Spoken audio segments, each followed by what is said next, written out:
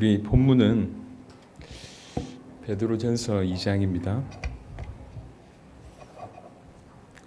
베드로전서 2장 1절로 10절입니다. 오늘 조금 너무 많이 울리는 것 같은데 음향이. 베드로전서 2장 1절로 10절 제가 봉독하겠습니다. 그러므로 모든 악독과 모든 기만과 외식과 시기와 모든 비방하는 말을 버리고 갓난아기들 같이 순전하고 신령한 짓을 사모하라. 이는 그로 말미암아 너희로 구원에 이르도록 자라게 하려 함이라. 너희가 주의 인자하심을 맛보았으면 그리하라. 사람에게는 버림받아 되었으나 하나님께는 택하심을 입은 보배로운 산 돌이신 예수께 나아가 너희도 산 돌같이 신령한 집으로 세워지고 예수 그리스도로 말미암아 하나님이 기쁘게 받으실 신령한 제사를 드릴 거룩한 제사장이 될지니라. 성경에 기록되었으되 보라 내가 택한 보배로운 모퉁이 돌을 시온에 두노니 그를 믿는 자는 부끄러움을 당하지 아니하리라 했으니 그러므로 믿는 너희에게는 보배이나 믿지 아니하는 자에게는 건축자들이 버린 그 돌이 모퉁이의 머릿돌이 되고 또한 부딪히는 돌과 걸려 넘어지게 하는 바위가 되었다 하였느니라. 그들이 말씀을 순종하지 아니함으로 넘어지나니 이는 그들을 이렇게 정하신 것이라. 그러나 너희는 택하신 족속이요 왕같은 제사장들이요 거룩한 나라요 그의 소유가 된 백성이니 이는 너희를 어두운 데서 불러내어 그의 기이한 빛에 들어가게 하신 이의 아름다운 덕을 선포하게 하려 하심이라. 너희가 전에는 백성이 아니더니 이제는 하나님의 백성이요 전에는 긍휼을 얻지 못하였더니 이제는 긍휼을 얻은 자니라. 아멘. 이제는 하나님의 백성이라는 제목으로 말씀을 드리겠습니다. 교회를 오래 다니신 분들이 많이 있을 겁니다. 그리고 저도 그런 사람들을 많이 봅니다. 근데 실상 이 믿음이라는 게 멀리 있지 않고 사실은 굉장히 가까이 있는데 그렇게 믿지 않고 있는 모습들이 많아요. 본인은 믿고 있다고 생각하는데 그 믿음이 어떤 수준인지 잘 모르고 있습니다. 불신자들도 하나님의 존재를 믿어요. 존재를 믿는 게 중요한 게 아니고 그 하나님의 존재를 실제로 믿을 때 나는 어떤 믿음을 가지냐 이게 중요하거든요. 우리가 예수님을 구주로 영접할 때도 이 그리스도 예수께서 십자가와 부활로 우리 인생의 모든 문제를 해결하셨다고 믿고 그분이 내 안에 들어오시고 그분이 나의 주인으로 나는 그분의 종으로 완벽하게 무릎 꿇고 그분을 모셔드리는 게 어떤 의미에서 참 영접입니다. 그래서 매사의 모든 순간에 그 살아계신 하나님이 나와 함께 계시다라고 믿는 겁니다. 이게 믿음이거든요. 그래서 성경에는 전후를 분명하게 구별하는 구절들이 굉장히 많아요. 오늘 얘기를 보면 너희가 전에는 백성이 아니더니 이제는 하나님의 백성 되었다라는 얘기를 10절에 얘기했고요. 9절 같은 경우에는 너희는 택하신 족속이고 왕같은 제사장들이요 거룩한 나라요 그의 소유가 된 백성이다 라고 얘기했습니다. 그러면서 너희를 어두운 데서 불러냈다. 과거에 너희는 어두운 데서 머물렀고 어둠이었다라는 얘기를 분명하게 얘기하고 지금은 빛에 거한다는 얘기를 분명하게 얘기합니다. 고린도후서 5장 17절에는 그냥 단순한 변화가 아니라 완전히 새로운 피조물이 됐다라는 표현을 쓰고 있습니다. 그러니까 전과 후가 사실은 명확합니다. 정말로 예수를 그리스도로 믿을 때 전후가 명확합니다. 전후가 명확한데 우리는 전후가 명확한 것을 사실은 인정을 거의 안 하고 있습니다. 본인에게 무슨 일이 벌어졌는지를 잘 모르고 있다는 거죠. 그리스도 예수의 이름으로 그분이 나의 그리스도가 되셔서 내가 하나님의 자녀가 되었을 때 나에게 무슨 일이 얼마나 크게 일어나고 있는지를 잘 모르고 있다는 얘기고 못 믿고 있다는 얘기입니다. 근데 분명히 성경은 전후를 너무나 확실하게 분리해서 얘기하고 있습니다. 오늘 여러분 이 말씀을 들으면서 귀를 좀 여시고 마음을 여시고 하나님의 음성을 좀 들어야 되겠습니다. 우리는 그동안 주로 뭔가를 하는데 굉장히 익숙합니다. 그러니까 우리가 복음 받았으니까 이제 너 이거 해야 되고 너 저거 해야 되고 라는 부분에 복음 자체에 대해서 깊어지는 것보다 복음 받았다 치고 해야 될 많은 것들에 대해서만 계속 들어가 있어요. 교회 다니면 술 마시지 말아야 되고 담배 피지 말아야 되고 뭐 착한 일 해야 되고 주일 성수해야 되고 11조 해야 되고 이거 해야 되고 그러다가 이제 우리 속에 들어와서는 영접 안 하면 뭐 하나님이 안 쓴다는 둥, 말씀동 안 하면 안 쓴다는 둥부터 시작해서 쓰임 받고 싶은데 점점 길이 멀어져요. 너무 요구사항이 많은 것 같아요. 사실상 본인은 가진 것이 없는데 내놓아야 될 것이 너무 많은 그런 실정입니다. 과연 이러하냐라는 얘기죠. 성경에서 과연 그렇게 얘기했냐는 얘기입니다. 그렇지 않습니다. 성경은 복음에 주목하게 말씀하고 계시고 복음 받은 우리가 누군지를 계속 얘기하고 있습니다. 복음이 뭔 줄 알고 복음 받은 우리가 누군지를 계속 깨닫게 될 때 그러면 따라올 수밖에 없는 것이 이겁니다. 이게. 그래서 진짜로 중요한 건 뭐냐면 복음에 주목하는 것이고 복음 받은 우리가 누군지를 정확하게 주목하는 겁니다.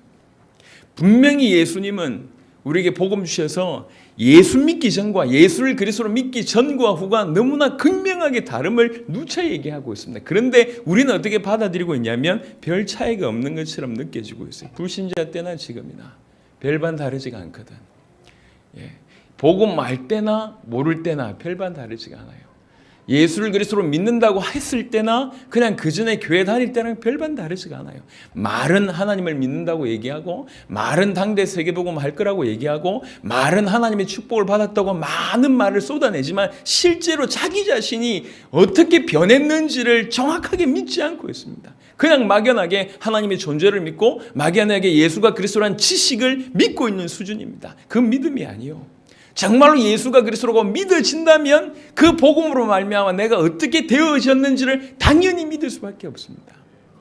오늘 그래서 성경이 우리에게 뭐라고 얘기하고 있는지를 얘기를 좀 드릴 겁니다. 성경의 몇 구절을 말씀드릴 것인데 이 얘기는 여러분에게 해당되는 얘기입니다.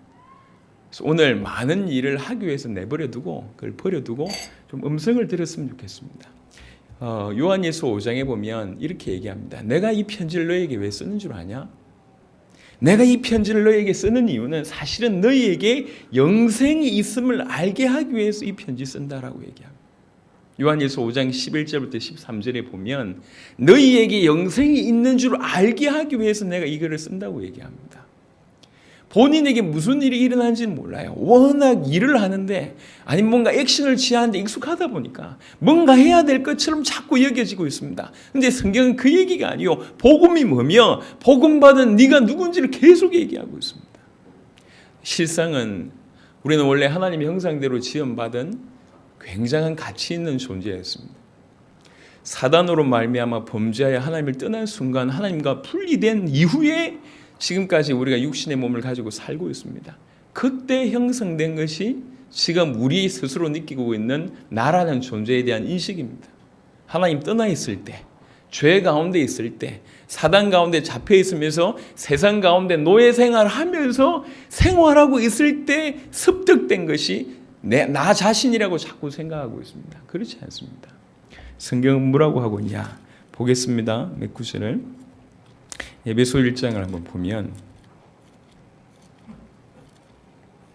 시간이 많이 없고 언급해야 될 성경 구절이 꽤 많이 있기 때문에 몇 구절만 짧게 보도록 하겠습니다. 에베소 1장 3절 4절에 보시면 찬송하리로다 하나님 곧 우리 주 예수 그리스도의 아버지께서 그리스도 안에서 하늘에 속한 모든 신령한 복을 우리에게 주시되 곧 창세전에 그리스도 안에서 우리를 택하사 우리로 사랑 안에서 그 앞에 거룩하고 흠이 없게 하시려고 라는 구절이 있습니다. 하나님이 우리에게 무슨 복을 줬냐면 신령한 복을 줬대요. 그 신령한 복이 어떤 신령한 복이냐? 하늘에 속한 복입니다. 하늘에 속한 신령한 복인데 거기에서 그치지 않고 하늘에 속한 모든 신령한 복을 우리에게 줬답니다. 성경은 이렇게 얘기하고 있고 우리는 안 받았다고 생각하고 있고 이 차이죠. 성경은 최고의 복을 줬다고 하늘에 속한 모든 신령한 복을 줬다고 얘기하고 있는데 우리는 안 받은 것처럼 살고 있습니다. 또 4절에 곧 창세전에 그리스도 안에서 우리를 택하사 우리를 창세전에 선택하셨다라고 성경은 얘기하고 있습니다. 다른 말로 얘기하면 하나님의 원래 계획 속에 저와 여러분이 있었다는 얘기입니다. 창세전부터 세우신 그 원래 계획 속에 저와 여러분이 있었다 그 말입니다. 창세 전에 우리를 선택하셨다. 그 계획 속에 처음부터 우리가 있었다. 성경은 그렇게 얘기하고 있습니다. 이렇게 강하게 얘기하고 있는데 우리는 잘 모르는 거예요.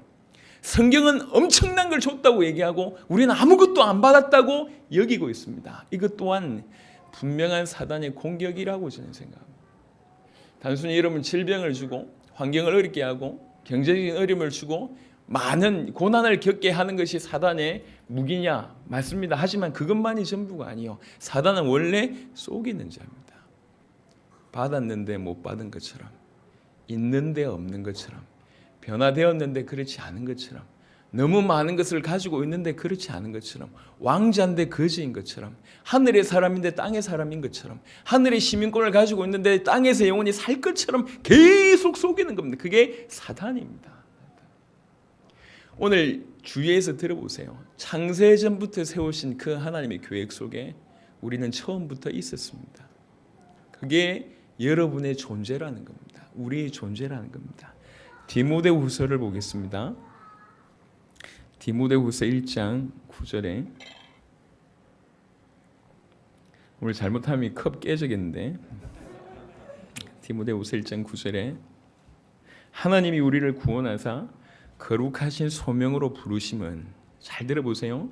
우리를 지금 구원하셨습니다. 그리고 거룩하신 소명을 가지고 우리를 부르셨는데 이것은 우리의 행위대로 하심이 아니요. 뭐라고 얘기합니까? 오직 자기 뜻으로 우리를 불렀다. 자기 뜻과 영원 전부터 그리스도 예수 안에서 우리에게 주신 은혜대로 하심이다 라고 얘기합니다.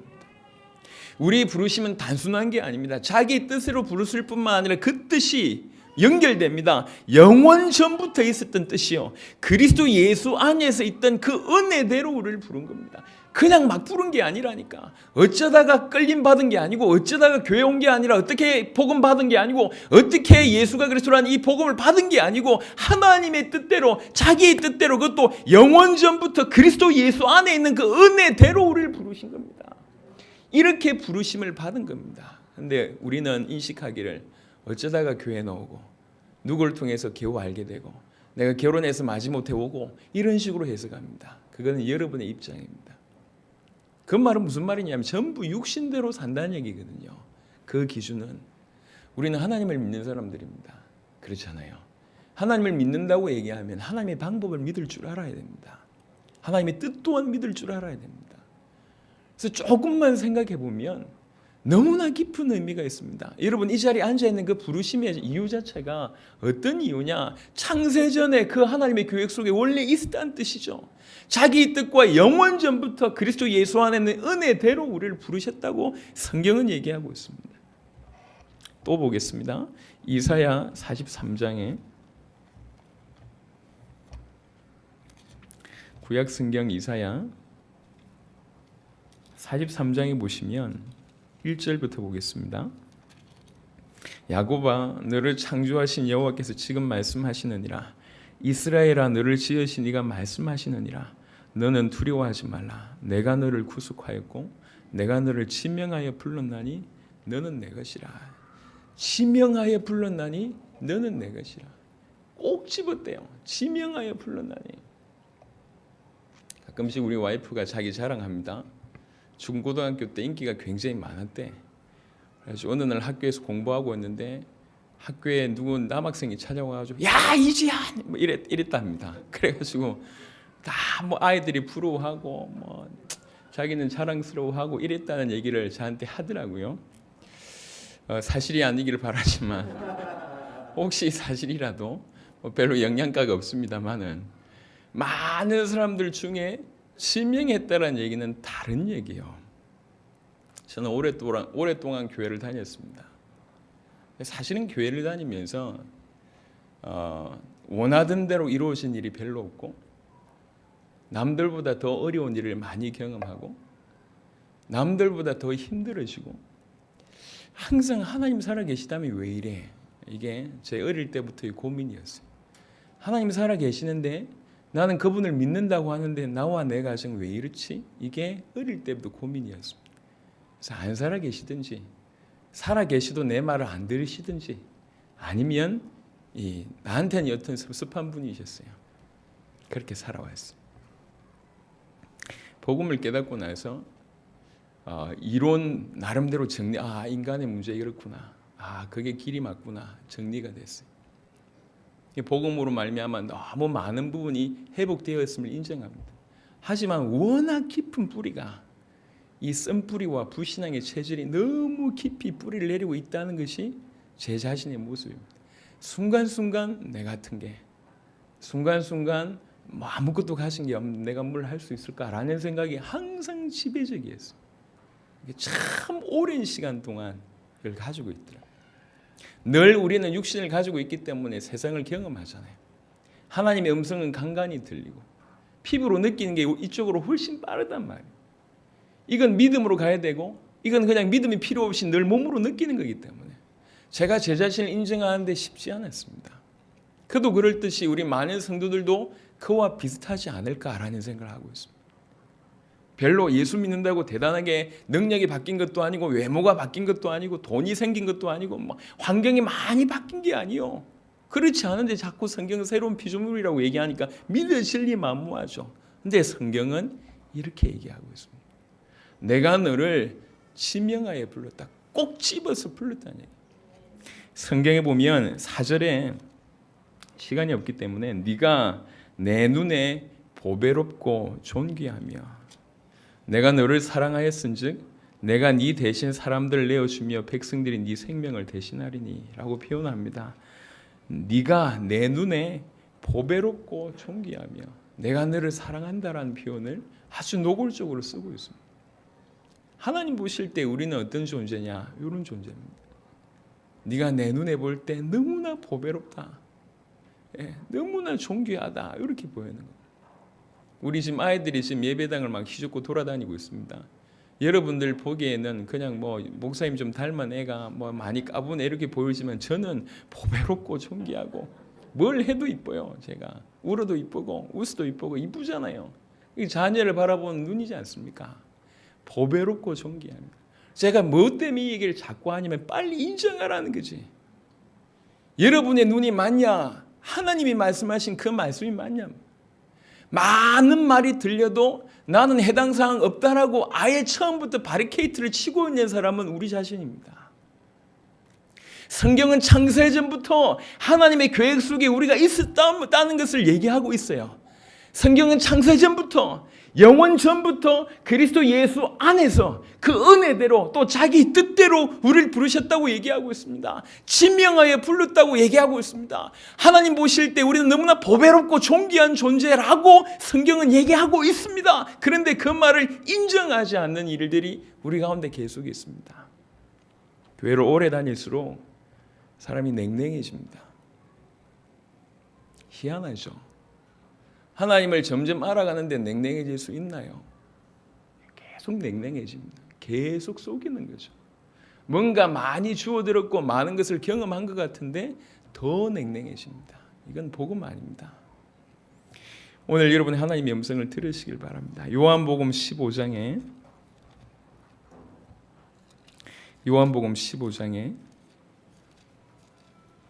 15장 16절 한 구절 보겠습니다. 요한복음 15장 16절, 너희가 나를 택한 것이 아니요 내가 너희를 택하여 세웠나니 이는 너희로 가서 열매를 맺게 하고 또 너희 열매가 항상 있게 하여 내 이름으로 아버지께 무엇을 구하든지 다 받게 하려 함이라. 우리가 주님을 택한 것이 아니라 우리 주님이 우리를 택하여 세웠다고 얘기합니다.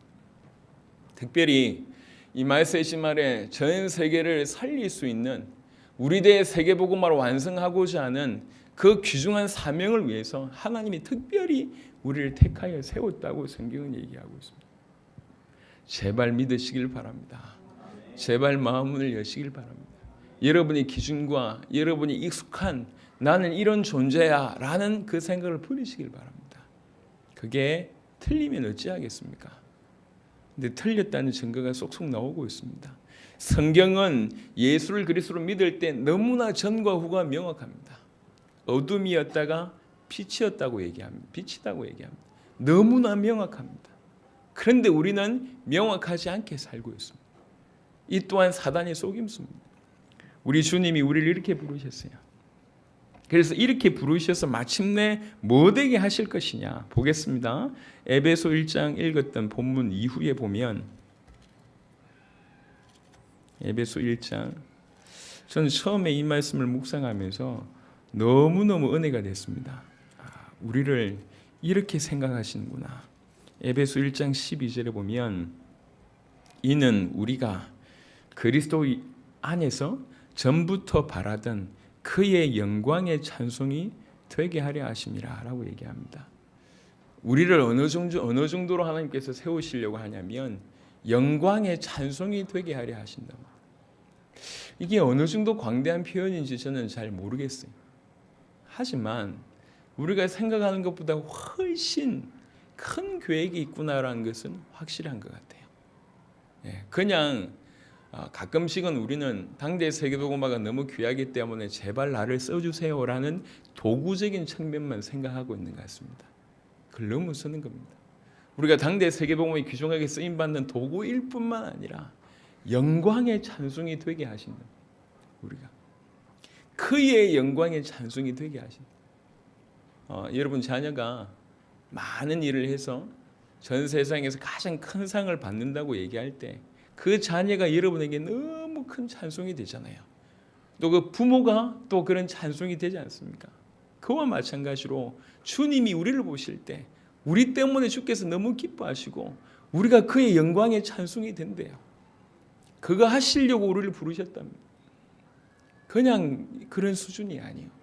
하나님이 우리를 부르시면 분명히 이유가 있으셔서 우리를 부르셨는데 그 부르심의 끝은 뭐냐? 영광의 찬송이 되게 하신답니다. 그게 하나님의 계획이에요. 한 구절 더 보겠습니다. 히브리 9장을 보겠습니다.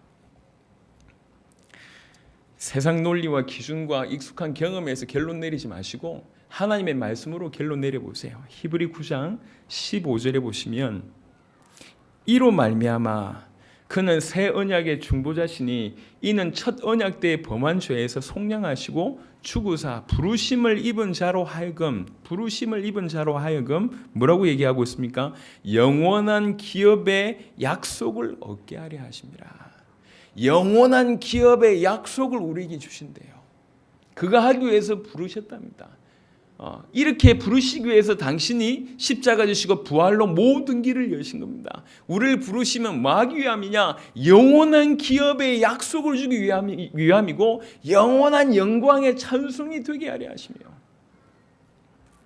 하나님의 부르심이 절대로 시시하지 않습니다. 저와 여러분의 부르심이 영원한 영광과 관계에 있습니다. 감히 우리가 그분의 찬송이 될 수 있답니다. 그분이 우리의 찬송이라면 얼마든지 우리가 이해할 수 있는 말이잖아요. 당연히 그분이 우리의 찬송이 될 수밖에 없죠. 당연히 우리가 그분을 높일 수밖에 없는데 성경은 뭐라고 얘기하고 있냐면 우리가 그의 영광의 찬송이 된답니다. 그분에게 기쁨이 되고 그분에게 영광을 돌릴 수 있는 그런 존재가 되는 겁니다. 그래서 저와 여러분들을 부르심이 보통이 아닙니다. 너희가 전에는 어둠이더니 지금은 빛이 거하고 전에는 백성이 아니더니 이제는 하나님의 백성이다 라고 얘기합니다. 그런데 실상은 고린도전서를 보겠습니다. 이것 때문에 자꾸만 넘어지는 것 같아요.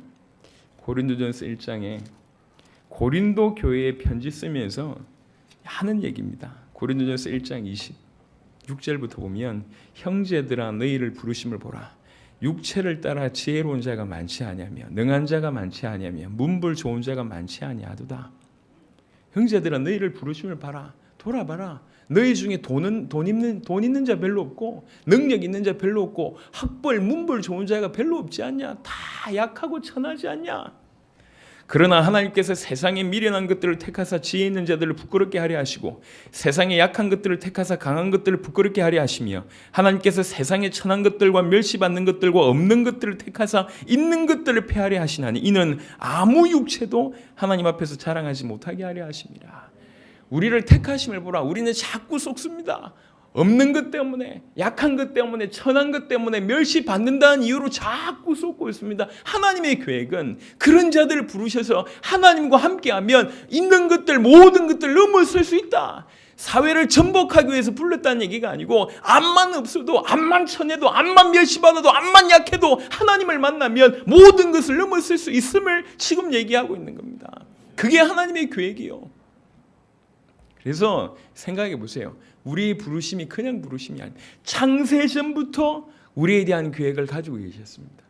영원하신 하나님의 뜻 안에 있었단 말이에요. 영원전부터 그리스도 예수 안에 있는 은혜대로 우리를 부르신 거예요. 그 부르심이 주님이 지명하여 불렀고 주님이 스스로 택하여 세운 것이 우리의 존재입니다. 이런 존재를 끄집어내서 어디까지? 영광의 찬송이 되게 하시기까지. 영원한 기업의 약속들을 받을 뿐만 아니라 그의 영광의 찬송이 되게 하시도록 그래서 부르셨단 말이에요. 우리의 부르시면 이것이 목적입니다. 이게 원래부터 계획이 있어요. 이 계획 때문에 처음부터 우리를 부르셨습니다. 지금 부르심을 받을 때 우리의 상황은 없기도 하고 약하기도 하고 멸시받기도 하고 천하기도 하고 그렇습니다. 문제는 그게 문제가 아니에요. 이런 상태 가운데 부르셔서 여기까지 가는 겁니다. 그런데 아직 많은 사람들은 여전히 없음에 대해서, 아직도 멸시받고 있는 상황에 대해서, 여전히 천한 상황에 대해서 자꾸 속아요. 계속 거기에 머물러 있습니다. 하나님이 이걸 통해서 이걸 하시고자 하는데 우리의 생각은 아직 여기에 머물러 있습니다. 그렇지 않습니다. 에베소 1장을 조금 전에 읽었던 본문 그 이후에 1장 18절에 보시면 너희 마음의 눈을 밝히사 그의 부르심의 소망이 무엇이며 성도 안에서 그 기업의 영광의 풍성함이 무엇이며 부르심에 뭐가 있다 그랬냐면 소망이 있다고 얘기했습니다. 요 소망을 알아라 이렇게 얘기하고 있습니다. 왜 너희를 부르셨냐? 어떤 의도로 너희를 부르셨냐? 알아라. 부르심의 소망이 틀림없이 있습니다. 그래서 로마서 8장 28절에 로마서 8장 28절 여러분 너무 잘 아시는 말씀이죠. 28절에 보면 우리가 알거니와 하나님을 사랑하는 자 곧 그의 뜻대로 부르심을 입은 자들에게는 결국 모든 것이 합력하여 선을 이룬다. 모든 것이 합력하여 선을 이룬다는 얘기는 단순히 모든 것이 회복된다, 좋아진다라는 개념이 아닙니다. 그런 개념이 아니고요. 합력하여 선을 이루는데 그 끝이 뭐냐? 영광의 찬송이 되게 하신다는 거예요. 여러분의 연약함이, 여러분의 부족함이. 여러 성전들을 많이 돌아다닙니다. 그리고 우리 성도들의 모습들을 볼 때도 그런 걸 참 많이 봐요. 지나온 인생이, 이 복음을 깨닫기까지 인생이 그냥 드라마입니다. 드라마. 한 편의 드라마예요. 그냥 한 명 한 명이 드라마예요. 그래서 좀 책을 좀 썼으면 좋겠다 싶을 정도로 다 드라마예요. 이 드라마, 저 드라마. 우리는 채널이 너무 많아. 너무 다양한 드라마를 다 쓰고 있어요. 이 사람은 이렇게 아프고 저 사람은 저렇게 아프고 보통 사람이 경험할 수 없는 많은 것들을 다 가지고 있어요. 희한하죠? 죄송합니다. 왜 하필 이런 사람들만 부르셨냐? 조금 건강하고 별 걱정 없이 조금 여유 있고 부담 없이 한가롭게 즐기는데 그거 너무 놀다가 좀 힘이 빠져서 너무 놀다가 이제 노는 것도 지쳐서 이제 세계보고만 해보자 이런 인간들은 없어요. 다 드라마예요. 다 드라마. 희한하죠? 사연을 가만히 들어보면 다행히 주님께서 은혜를 주셔서 이제 듣게 하시는 그런 은혜를 좀 주셨어요. 그래서 우리 성도들 만나보면 대화를 하면 계속 들어요. 이렇게 들어보면 인생이 보통이 아닙니다. 가족이 이랬고 남편하고 이렇고 아내하고 이렇고 자식들이 이렇고 지금 상황은 넉넉한 상황도 못 돼요. 큰 배경이 있는 것도 아니에요.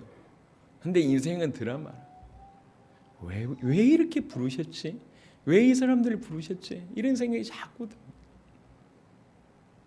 알게 됐습니다. 말씀을 통해서. 이들의 인생은 앞으로 작품이 되겠구나. 이들의 인생은. 혈루증 걸린 여인이라는 비유가 있잖아요. 성경에 보면 혈루증 걸린 여인이 있었어요. 12년 동안 걸려 있는데 의사를 만나보고 약을 써봐도 안 돼요. 많은 의사에게 괴로움을 당했다고 얘기합니다. 그리고 있는 돈 다 허비했다고 얘기합니다. 그리고 몸이 더 중하여졌다고 얘기합니다. 병 있지, 있는 돈 다 없지, 이제 더 나을 수 있는 가능성 없지, 희망 없지, 해답 없지. 그런 가운데 가정생활이 정상적일 리 만무할 거 아닙니까? 아무것도 없는 여인이요, 모든 것을 잃어버린 여인이 예수의 소문을 듣게 됩니다. 많은 사람들은 소문으로만 들었는데 이 사람에게는 그 소문이 탑으로 들렸어요. 저분께로 가면 되겠구나. 그래서 그 아픈 몸을 뚫고 무리를 헤쳐서 들어가서 저분의 옷만 잡으면 내가 낫겠구나라는 믿음으로 옷을 잡게 됩니다. 그 믿음에 예수님이 놀라게 되죠. 누구냐? 누가 내 옷을 잡았냐? 이렇게 돌아보면서 막 찾는 일이 벌어집니다. 나중에 그 일을 고하게 되고 예수님이 네 믿음이 너를 구원하였다라고 얘기를 하게 됩니다. 성경 자세하게 보면 그렇게 믿었던 사람은 없습니다. 저 옷만 잡아도 낫겠다라고 믿음 가진 사람은 이 사람밖에 없습니다. 여러분, 소문 들었던 사람들은 많았어요. 그리고 심지어 예수님을 만지기도 하고 대화하기도 하고 옷 만진 사람들이 많았다니까. 하지만 옷을 만져서 나음 받은 사람은 이 사람밖에 없습니다.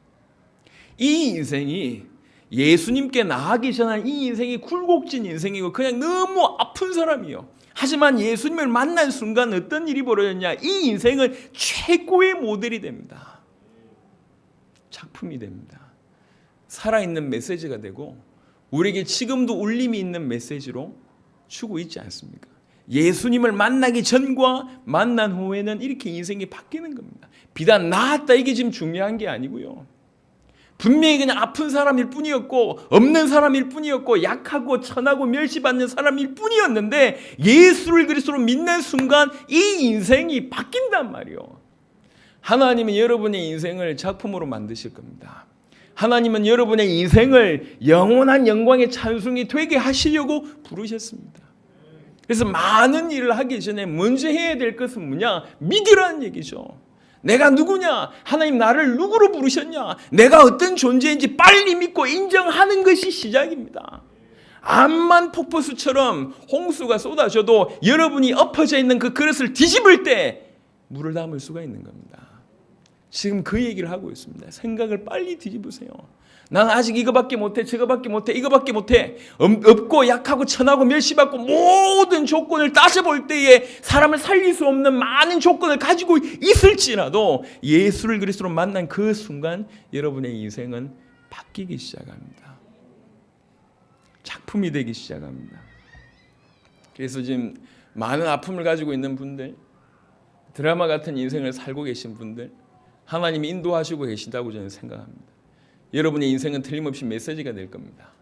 여러분의 인생은 틀림없이 모델이 될 겁니다. 하나님 여러분을 쓰실 겁니다. 쓰시려는 계획이 처음부터 있으셨어요. 깨닫는 눈을 여시기를 그리스도 예수 이름으로 축원합니다. 그래서 성경에 보면 창세기 1장에 처음부터 우리 인간을 복 줬다고 얘기합니다. 이게 하나님이 원래부터의 계획입니다. 우리를 복 주려고 하는 계획입니다. 하나님 당신 자신이 복이고 복 주려고 하는 계획이 처음부터 있어요. 여러분 인생이 고단한 인생일지 모르겠지만 예수가 그리스도라고 믿으시면 여러분의 인생은 그리스도의 향기가 되고 그리스도의 편지가 되고 빛이 되고 소금이 되고 그리스도인이 되는 겁니다. 믿는 순간, 받아들이는 순간. 오늘 본문 베드로전서 2장을 보겠습니다. 베드로전서 2장에 5절에 보면 4절에 사람에게는 버림바가 되었으나 하나님께는 택하심 1번 보배로운 산돌이신 예수께 나아가 너희도 산돌같이 신령한 집으로 세우시고 예수 그리스도로 말미암아 하나님이 기쁘게 받으실 신령한 제사를 드릴 거룩한 제사장이 될지니라. 주저하지 말고 과거의 네 모습에 자꾸 넘어지지 말고 신령한 제사장이 너희도 산돌같이 그렇게 제사장이 될지니라 라고 부탁하고 명령합니다. 8절에 보면 후반절에 8절 후반절에 보면 그들이 말씀을 순종하지 아니함으로 넘어진다고 얘기합니다. 올바른 말씀이 주어졌을 때 그것을 믿지 않고 그 말씀을 순종하지 않을 때 넘어집니다. 자꾸 넘어지는 거예요. 말을 반대로 하지만 너희는 이라고 표현했습니다. 이 말은 무슨 말입니까? 그 말씀을 믿고 순종하는 너희는 이라는 뜻이 함축되어 있습니다. 그 너희는 택하신 족속이요 왕같은 제사장들이요 거룩한 나라요 그의 소유가 된 백성이니. 이게 지금 우리의 얘기를 하는 것이 아니라 나에 대한 얘기를 한다고 믿으시길 바랍니다. 우리가 어떤 존재냐? 택하신 족속이랍니다. 그리고 왕같은 제사장들이래요. 믿어지지가 않죠. 하지만 이게 사실입니다. 우리는 왕이요 왕같은 제사장들입니다. 그리고 뭐라고 얘기합니까? 거룩한 나라요. 우리가 나라랍니다. 거룩한 하나님의 나라예요. 우리가 그런 존재예요. 세상에서는 아직 여전히 찌질할지 몰라도 비교 우위가 아니라 뭐 많은 사람들과 비교해 볼 때도 여전히 연약한 평균치를 도달하지 못하는 그런 수준일지 몰라도 그건 세상 기준입니다. 여러분 하나님 안에 있다고. 하나님이 여러분과 함께 있다고. 하나님이 여러분을 통해서 계획이 있으셔서 하나님이 여러분을 통해서 일하시겠다고 얘기하잖아요. 뭐 하면 됩니까? 믿으시라고. 인정하시고 마음을 여세요. 왕같은 제사장들이요 택하신 족속이요 거룩한 나라라고 얘기합니다. 그리고 그의 소유가 된 백성입니다. 과거에 우리는 어두운 데에 머물러 있던 어둠이었을 뿐입니다. 어두운 가운데 있었던 우리가 불러내어 그의 기이한 빛에 들어가게 됐다고. 지금 우리는 기이한 빛에 들어간 존재가 됐다고요. 어두운 가운데 있던 그 생각을 가지고 기이한 빛에서 살지 말고 기이한 빛에 들어왔다는 사실을 빨리 인정하라, 그 얘기를 하는 겁니다. 여러분 하나님의 사람이에요. 말세지 말에 전 세계를 살리기 위해서 여러분을 특별히 선택하셨어요. 이걸 왜 못 믿을 걸로 보십니까? 여러분 하나님 믿으신다면서요. 하나님이 전능하시다면서요. 하나님이 창세전부터 여러분을 선택하신 게 못 믿을 겁니까? 그 하나님의 선택이 영원전부터 하나님의 계획대로 선택하셨다는 게 왜 못 믿을 겁니까? 하나님이 우리를 사랑하신다는 게 왜 못 믿을 겁니까? 그분이 독생자를 주셔서 십자가와 부활까지 감당하셨는데 우리를 선택하셨다. 그게 믿을 수 없는 겁니까? 그리고 그분이 우리와 함께 계셔서 우리가 완전히 새로운 피조물이 됐다는 것이 왜 못 믿을 겁니까? 충분히 믿을 수 있는 가치 있는 것이고 믿을 만한 것이고 믿어야 되는 겁니다. 사단에게 속지 마시길 바랍니다. 많은 외형적인 결과물을 내는 것을 하나님이 좋아하신다라고 생각할 수가 있습니다. 하지만 그렇지 않습니다. 여러분이 대단한 인물이 돼도 대단한 능력을 가지고 있어 대단한 큰 업적을 이뤘다 할지라도 그것 때문에 영광 받으시지 않습니다. 주께서는 언제 여러분을 통해서 영광 받으시냐? 여러분이 믿을 때 영광 받으시는 거예요. 여러분이 믿을 때. 내가 한 게 무엇인지를 정말로 알고 믿어줄 때 그게 하나님께 가장 기쁘신 거예요. 저는 그런 게 조금 자녀 키우면서 좀 이해가 됐어요. 우리 아이들은 요구하는 게 굉장히 많아요. 그래서 요구하는 게 많아서 무리하면서 뭘 사줍니다. 뭐 장난감을 사주기도 하고. 어제 치킨 먹었는데 오늘 또 치킨을 사달래요. 어제 치킨과 오늘의 치킨은 다르대요. 그래서 오늘 치킨 또 사줍니다. 장난감을 많이 사줘요. 그러면 그 사준 장난감을 가지고 놀면 제 마음이 너무 기뻐요. 근데 하루 이틀 지나면 이렇게 여기 차 밖에 있어요. 요즘 캐린가 무엇인가 이런 이상한 사람이 나와가지고 자꾸 장난감 소개하는 앱이 있습니다. 그걸 계속 보면서 끊임없이 장난감을 요구하고 있어요. 가지고 노는 걸 볼 때 너무 기쁜데 제가 무리해서 사준 거를 처박아 둘 때 마음이 아파요. 예. 그 애가 저한테 할 수 있는 유일한 건 딴 게 아니에요. 준 거 기뻐하고 그것 때문에 절공하면 내 마음이 기쁜 겁니다. 이해되시잖아요. 가끔은 우리가 자꾸 반대로 생각하고 있습니다. 반대로. 주신 것에 감사하고 주신 것을 기뻐하고 그것을 즐거워하기보다 자꾸 다른 걸 뭔가를 해야지 하나님 영광 받으신다고 자꾸 생각하고 있습니다. 내가 뭔가 대단하게 강해지고 어마어마한 능력을 가지고 엄청난 업적을 이루어야지 주님이 영광 받으신다고 생각하고 있습니다. 그렇지 않습니다. 믿으시길 바랍니다. 믿고 누리시길 바랍니다. 마음문을 열고 받아들이시길 바랍니다. 뭐 할 건데요? 여러분 뭐 할 수 있는데요? 뭐를 통해서 영광 돌릴 수 있는데요? 도대체 그런 생각은 어디에서 깃들여진 겁니까? 많은 부분들이 정말 혼란스럽습니다. 자기가 누군지도 모르면서 없는 빈약한 것으로 뭔가를 큰 걸 이뤄내려고 하는 인생을 자꾸 살고 있습니다. 그거 그만두시라고. 거기까지 하시고 지금부터는 내가 받은 복음이 뭐며 내가 누구며 나를 통해서 주께서 무슨 일을 할 건지에 대해서 그냥 기쁨으로 즐거움으로 감사함으로 너무너무 차고차고 넘쳐서 흘러내리는 이런 인생을 사셔야 됩니다. 오늘 말씀을 마무리하면서 말씀합니다. 너희가 전에는 백성이 아니더니 이제는 하나님의 백성이요. 이렇게 너희가 전에는 하나님의 백성이 아니더니 지금은 하나님의 백성이 됐다. 많은 걸 함축하고 있습니다. 전과 후가 완전히 달라집니다. 너희가 전에는 어둠이더니 지금은 기이한 빛에 들어가지 않았냐. 너희가 전에는 백성이 아니더니 지금은 이제는 하나님의 백성이 됐다. 하나님의 백성이 됐으니 하나님의 백성답게 살고 하나님의 백성답게 생각하고 하나님의 백성답게 믿으라. 그 말을 계속하고 있는 겁니다. 둘 중에 하나입니다. 하나님의 말씀대로 믿고 살든지 내 생각대로 살든지 둘 중에 하나인데 전자가 훨씬 여러분에게도 쉬울 거라고 생각합니다. 광명에 이제서 말씀을 전할 수 있는 시간들이 저한테는 많지 않기 때문에 물론 다른 성전들도 마찬가지지만 광명에 설 때마다 굉장히 마음에 간절함이 있어요. 광명에 우리 성전이 그동안 해온 일도 너무나 귀중하고 큰 일이기 때문에 또 앞으로 틀림없이 이 성전에 수많은 사람들이 몰려올 겁니다. 물론 그들도 은혜 받아야 되겠지만 먼저 시작한 여러분들이 제대로 은혜를 받아야 됩니다. 깊이 있게 뭔가 부딪혀야 됩니다. 오늘 하나님의 음성을 들어보세요. 귀를 기울여 보세요. 뭐라고 말씀하고 있는지. 여러분에게 뭔가를 요구한 게 아니라니까.